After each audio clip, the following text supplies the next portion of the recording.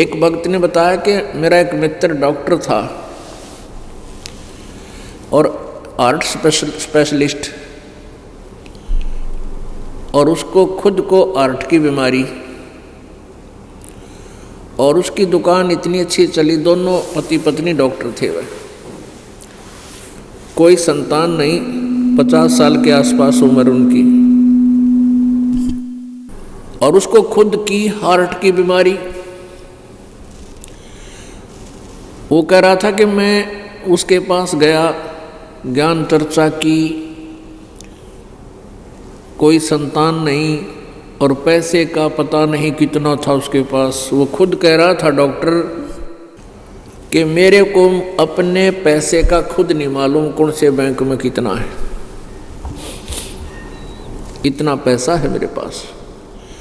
तो उस भक्त ने कहा कि मैंने उसको कहा कि आप भक्ति करो, कुछ देर चर्चा की। कहने लगा या राम नाम की चर्चा मना अच्छी ना लगती, यह चर्चा मत करया कर मेरे सामने, और बात बतला, और तेरा शर बतलावे, बतला। और के बतलाओ भगत? यहाँ कहते हैं तुलसी पिछले पाप से हरि चर्चा ना भावे, और जैसे जोर के बेगते भाई भूख विदा हो जाए। वो भक्त बता रहा था जी, फिर 6 महीना बाद वो डॉक्टर अचानक हृदय गति रुक जाने से, हार्ट अटैक होने से मर गया। हाथ में टेबलेट ले रहा, गिलास रखा मेज पे और नो नहीं कर पाया, नो का नो हो गया। अब चाट ले उस दन ने, और नो सोचा था मैं तो डॉक्टर हूँ, मेरा क्या होगा। सबसे बड़ा डॉक्टर परमात्मा ही है, उसने जो लिख दी वो ही घटा बढ़ा सका है। जीव अपने तरीके से इसको कोई परिवर्तन नहीं कर सकता, यह भूल है उसकी। और उसने राम नाम की चर्चा कती नहीं सुहाव थी, क्योंकि दुनिया लूट ली। 2 रुपया की टेबलेट के 20-20, 50-50, 100 रुपये ले लेते हैं। एक बेड का रोज के 200 से 400 रुपये, एक चक्कर लाने हो गए 100 रुपये डेली चक्कर। और तुम टिंडे लेने हॉस्पिटल खोल लो, चक्कर लाने के पैसे लें। तो इन्होंने तो पैसा लूटने का मतलब हो गया। और ज्ञान की कमी से प्राणी ऐसे जुल्म करता है, क्योंकि जब बालक अबोध होता है, छोटा बच्चा होता है, वो गड्ढे में गिर जाता है, अग्नि में भी हाथ दे देता है। कहीं तार टूट के गिरे हुए हों और लूज कनेक्शन हो, स्पार्किंग हो रहे हो, उसको आतिशबाजी जानकर, अच्छी वस्तु जानकर वो बालक जाकर पकड़ लेता है और मृत्यु को प्राप्त हो जाता है। अबोध बालक जिसको ज्ञान नहीं, वो सर्प को भी जाकर पकड़ने की चेष्टा करता है और उसको डस देता है, वो मृत्यु को प्राप्त हो जाता है। और जब वो बालक शाना हो जाता है, मैच्योर हो जाता है, फिर उसको पता लग जाता है कि ये सर्प है, बहुत भयंकर जानवर है, इसे दूर भाग लेना चाहिए। और बिजली के ऐसे कहीं स्पार्क हो रहा हो तो बड़ा होने के बाद उसको ज्ञान हो जाता है कि ये बहुत भयंकर वस्तु है, इसे दूर हो ले। औरों को भी आगाह करता है कि दूर हो जाओ, देखो सामने तार टूटा पड़ा है। और पहले जब तक वो अबोध था उसको भी हाथ लगा लेता था, मर जाता। ऐसे ही जब तक हमें ज्ञान नहीं है, तत्व ज्ञान नहीं, परमात्मा के आध्यात्मिक ज्ञान से हम परिचित नहीं है, तब तक हम अबोध बालक हैं। हम कुछ भी गलती कर सकते हैं जो हमें आने वाले समय में बहुत भयंकर सिद्ध हो सकती है। और इस तत्व ज्ञान से हम इतने बुद्धिमान हो जाएंगे, हमें डर लग जाएगा फिर कोई बुराई करते समय। चोरी नहीं करेंगे, रिश्वत नहीं लेंगे किसी प्रकार का, और किसी की आत्मा को नहीं सताएंगे। तो वो कह रहा था कि मेरे पास पैसे की कोई कमी नहीं, और राम नाम कति नहीं सुहावे। परमात्मा कहते राम नाम कड़ुआ लागे, मीठे लागे दाम, दुविधा में दोनों गए, माया मिली ना राम। वह माया तो उसके पास रही नहीं, क्योंकि उसकी थी कोई ना, वो तो मूर्ख बना रखा था काल ने।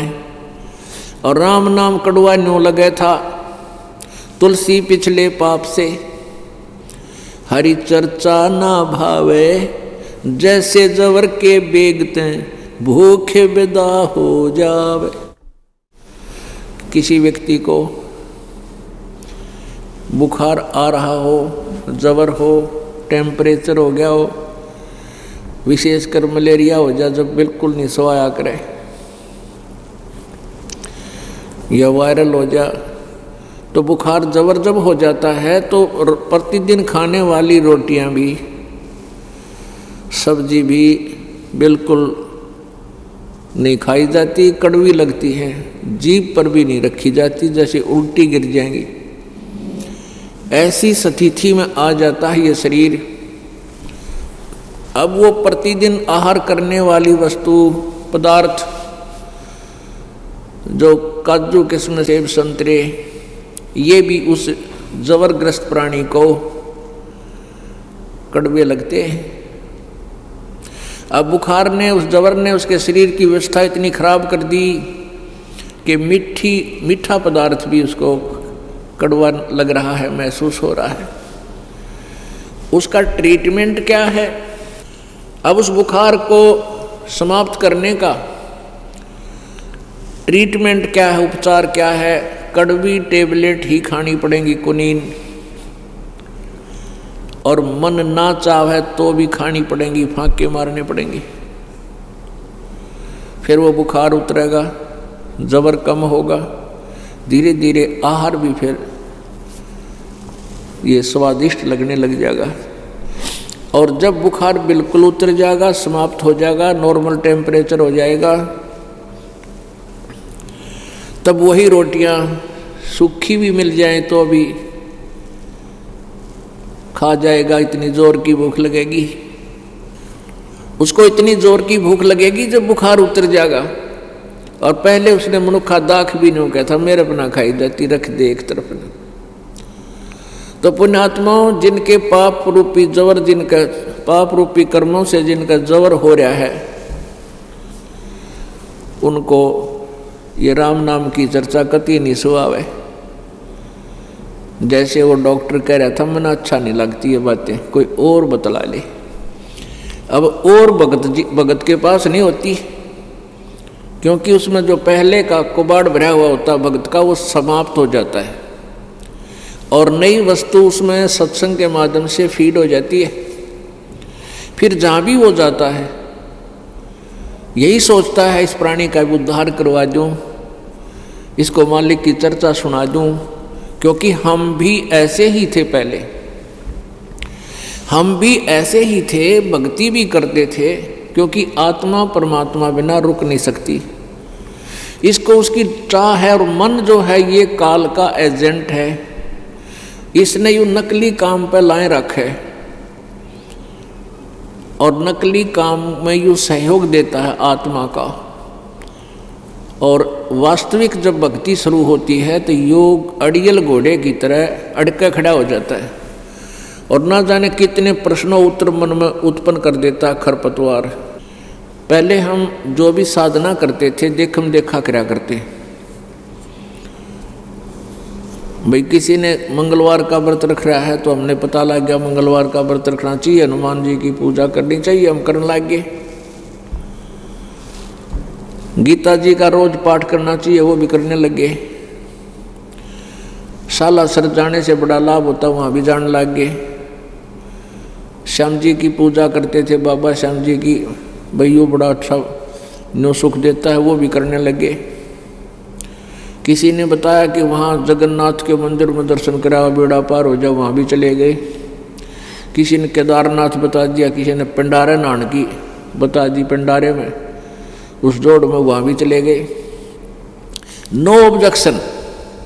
और जब ये कहा गया कि ये साधनाएं गलत हैं, जिन परमात्माओं को तुम संपूर्ण परमात्मा कंप्लीट गॉड मान रहे हो, ये पूर्ण परमात्मा नहीं है, एकदम स्ट्राइक कर दी इस मन पापी ने। और 36 बकवाद, ना जाने कितने प्रश्न उतरी, ये कैसे होगा वो कैसे होगा, पहले कभी नहीं आया मन में। तो इस मन की यह खोटी आदत है, ये अच्छे काम पर तो लागे को नहीं, और डले डुआले सारे दिन